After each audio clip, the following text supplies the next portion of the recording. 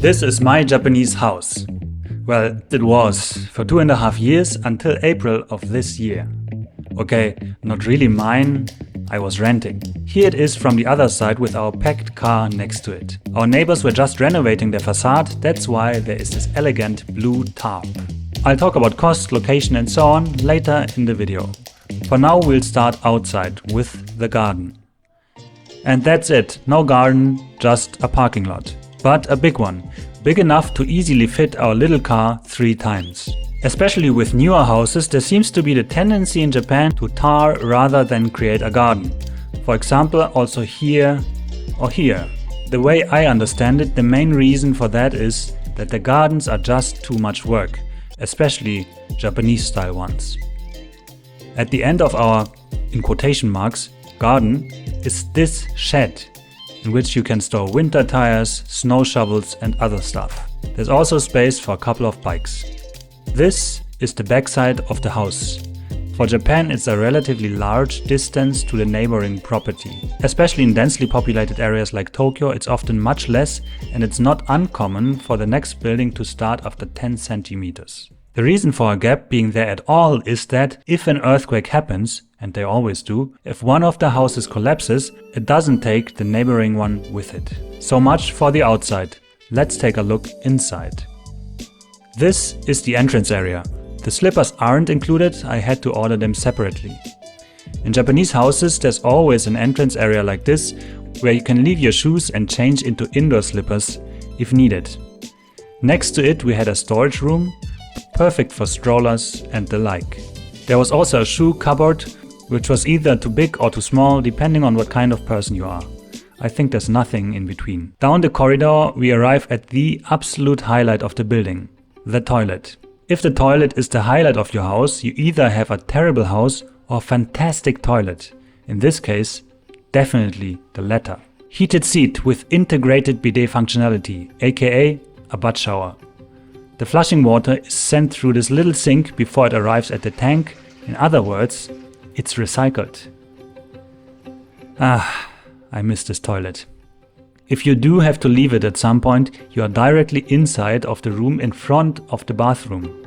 Almost all Japanese apartments or houses, 50 square meters and bigger, have this separation between the actual bathroom with tub and shower and another room where a sink and usually also the washing machine are located. This large square space is for the washing machine. As you can see, the drain connects directly into the ground. The sink is nothing special, a bit of storage space below and normal water flow or spray.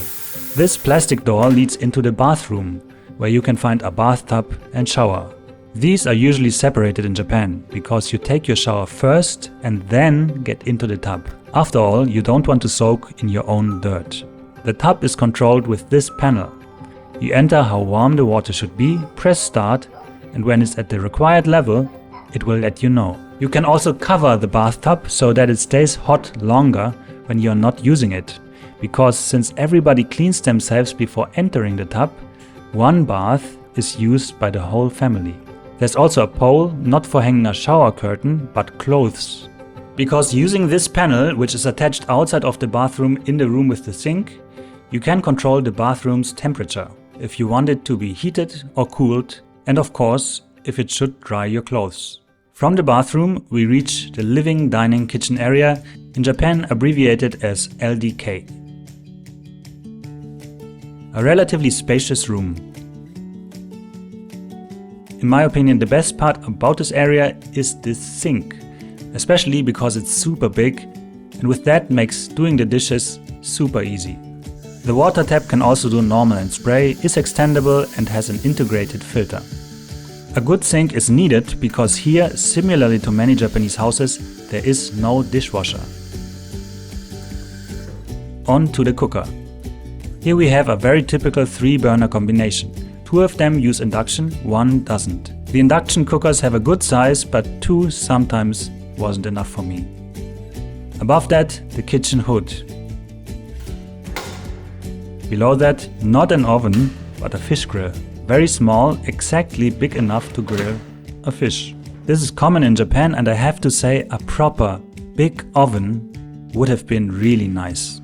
Other than that, drawers, nothing special. What's also in the kitchen is a control station similar to the one in the bathroom. That's because you have to switch it on first before you can use warm water. You can also use it to control the bathtub. This way you don't have to walk all the way to the bathroom. Except if the bathtub plug isn't plugged in, then you have to go anyway. Heating and cooling of the room happens with this air conditioner. This was the only one in the house when I moved in. To the outside there's a camera system so that you can always check if the NHK guy is waiting outside. In case you don't know, NHK in Japan is a group of criminals trying to get your money for financing TV channels you don't even watch. Below the staircase is a storage space. Greetings from Harry Potter. And with that we go upstairs, using this relatively narrow staircase. This was my extra room. I essentially didn't have any use for it. It has a little cupboard in which I put my empty suitcases. The room doesn't have an air conditioner and therefore was either too hot or too cold for half of the year. In the end I put judo mats inside and used it as my dojo, meaning a place to practice martial arts. If you drill into walls, in Japan you have to pay for getting them repaired. That's why there are these rails. You can move the knobs and hang your pictures onto them. Next to the extra room was the bedroom. Similar size, of course, also with a picture rail. Only the cupboard was a bit bigger. For some reason, only half of the window was milk glass and the other wasn't. No idea why. Leaving the bedroom, at the end of the corridor we find another toilet. Also this one with high-tech toilet seat and space-saving water recycling sink. From here we move into the room that was my office and studio. Maybe you remember seeing it in one of my earlier videos. The room is bigger than the other two, and because I spent so much time in there, I decided to have another air conditioner installed. I hope the next tenant likes it. Opposite to the air conditioner is a walk-in closet. Initially I thought it was great until I realized it's actually a huge waste of storage space. The room also has an attaching balcony. These usually aren't too wide in Japan, only big enough to put the outside of the air conditioning unit and hang some clothes, usually on a bar like this one. All doors and windows also had these fly screens, which were really necessary. Nagano has lots of small rivers and streams to handle the melting water coming from the mountains, typhoons and the rainy season. Mosquitoes are plenty accordingly. And now about location and cost. 99 square meters, that's 1056 square feet. We paid 120,000 yen per month, which is 843 US dollars as of today. On top of that was electricity, gas, water and other running costs. If you want to have another video with more details, let me know in the comments. At the point of moving, the house was 10 years old. Not super new, but still okay by Japanese standards. As for location, the house was in Nagano city, which can be reached from Tokyo in about 1.5 hours by bullet train. The house is about 10 minutes from the station by bike, and since Nagano is spacious, that's pretty good. That's it. Please subscribe and all. Bye!